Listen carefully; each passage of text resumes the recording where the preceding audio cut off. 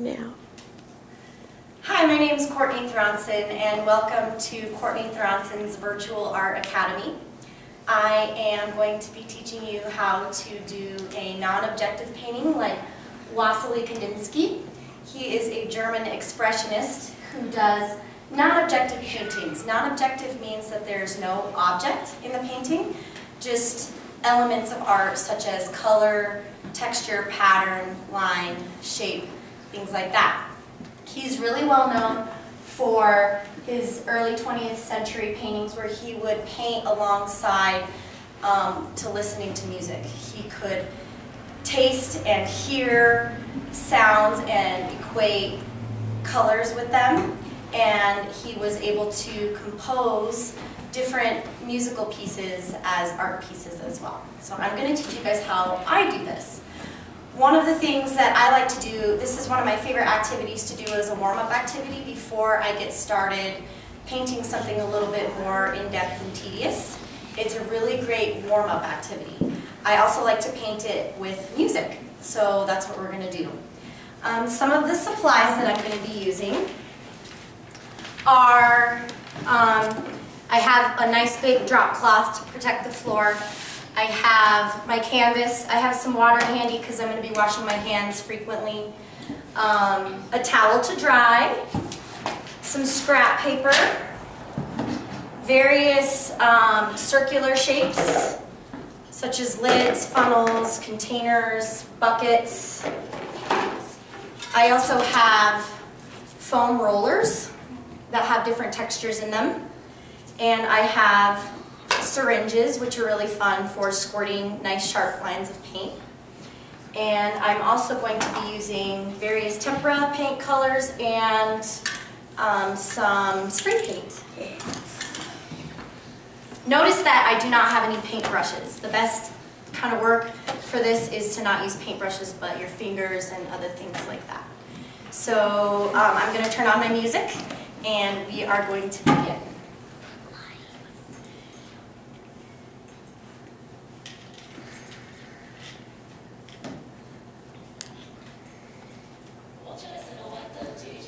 Oh, that's not what I want. So this is one of my favorite songs. It gets me really pumped up and excited, and I hope you guys like it too.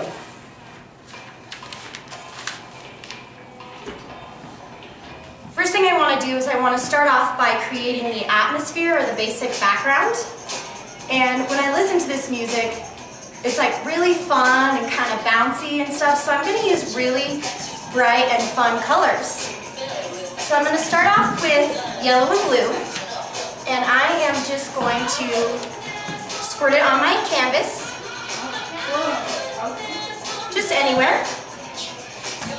And then in some of the open spots, I'll pick another color. At this point, the only colors you don't want to use are opposites. So the opposite of yellow would be purple, and purple would be the last color you want to choose for this, because when you mix it together, it makes a muddy color, and you want colors to stay bright. So now that I've got some paint out there, I'm just going to use my hands, and I'm going to smear it around to cover my canvas. I'm going to do it in the cardinal directions, north, south, west, east. And I'm not going to mix it too much because I want to be able to see pure yellow, pure blue, and then areas where they mix together to make green. And this is just sort of the basic atmosphere or background that this piece is going to have.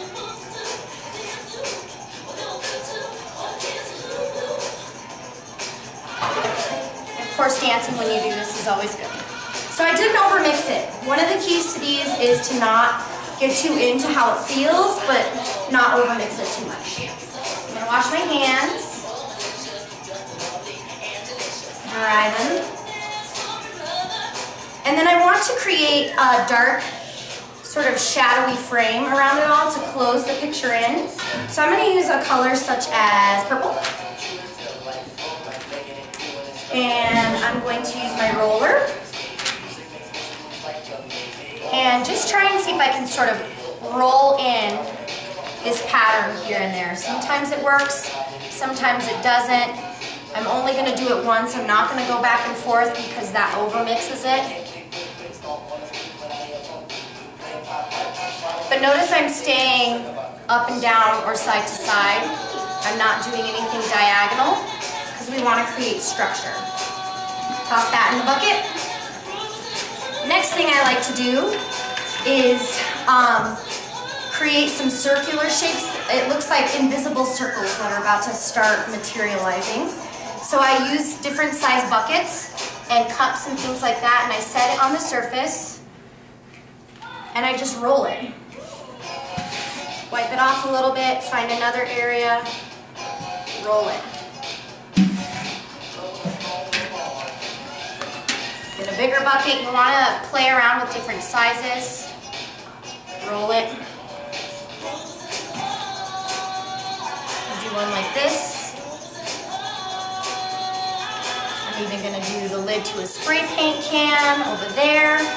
Notice how I'm filling in empty spaces with these shapes, and I'm also using a variety of sizes. I always like to do a set of 3 little ones here, and a set of 3 little ones there. Oops. All right. Okay, so then the next thing I think I'm going to do is create some shapes that look like they're kind of disappearing. And I'm going to create sort of some rectangular strips of ripped paper. They don't have to be totally perfect.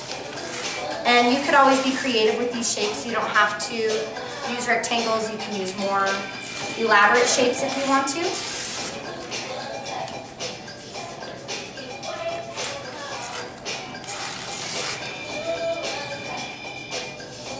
And I like to work in threes. So I've got a section of 3 here. I've got one here and here. So 1, 2, 3, and then a section of 3 there. And what color should I use?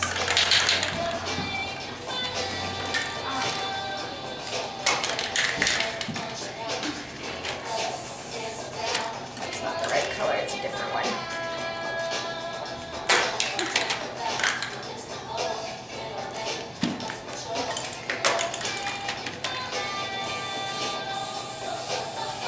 Oh, this one's empty.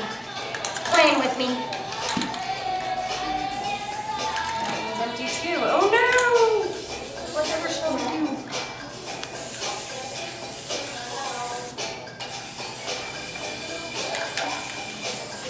And I'm just sort of spray painting these shapes. I actually think I want maybe a little spray paint circle right there, just to balance it out a little bit. I also think maybe right there it could use a little bit. And then when you remove it, it looks like these rectangles are sort of disappearing on you. So the next thing I like to do is just get a little crazy with some splatter paint. So notice I'm picking colors that kind of go with the song a little bit. They're real playful. And there's no real good way to do this other than to just kind of slap it in a direction that you want it to go. So I know I want it to kind of go in this diagonal way here, so I'm just going to hammer it.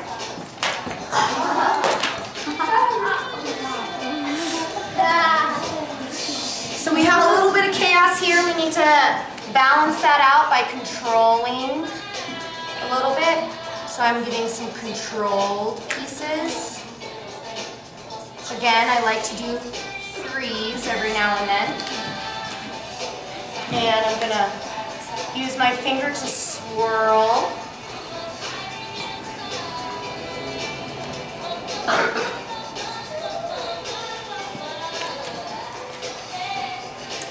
And then I think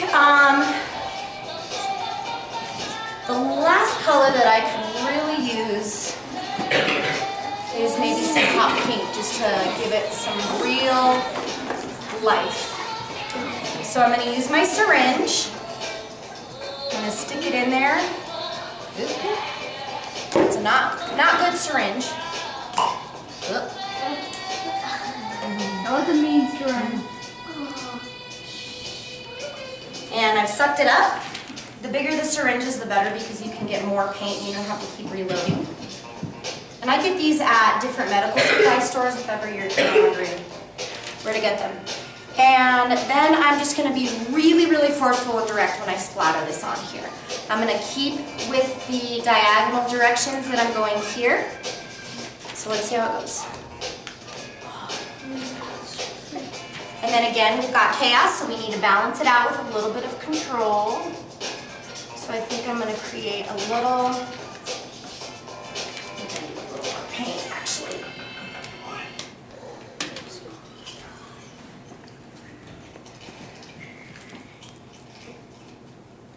I think I'll do a little swirl there for some playfulness, and maybe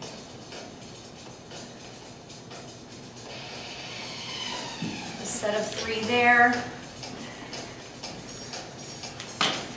And then just looking for open spaces, trying to figure out what I'm missing.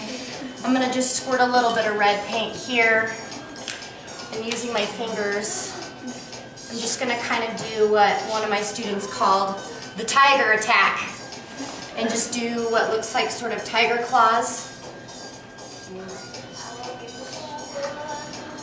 in some corners. And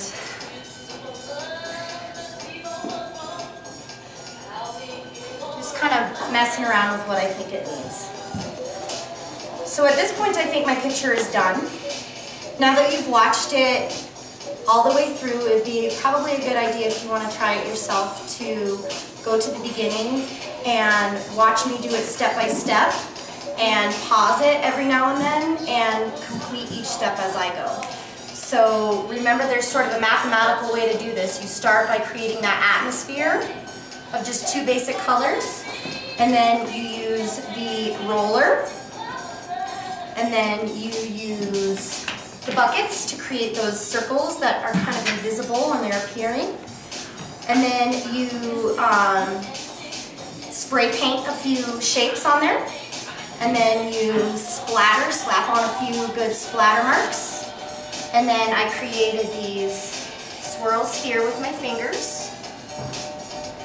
And then I just kind of played around with open spaces. What does it need? Does it need some spots? Does it need some splatter? Does it need some tiger scratches?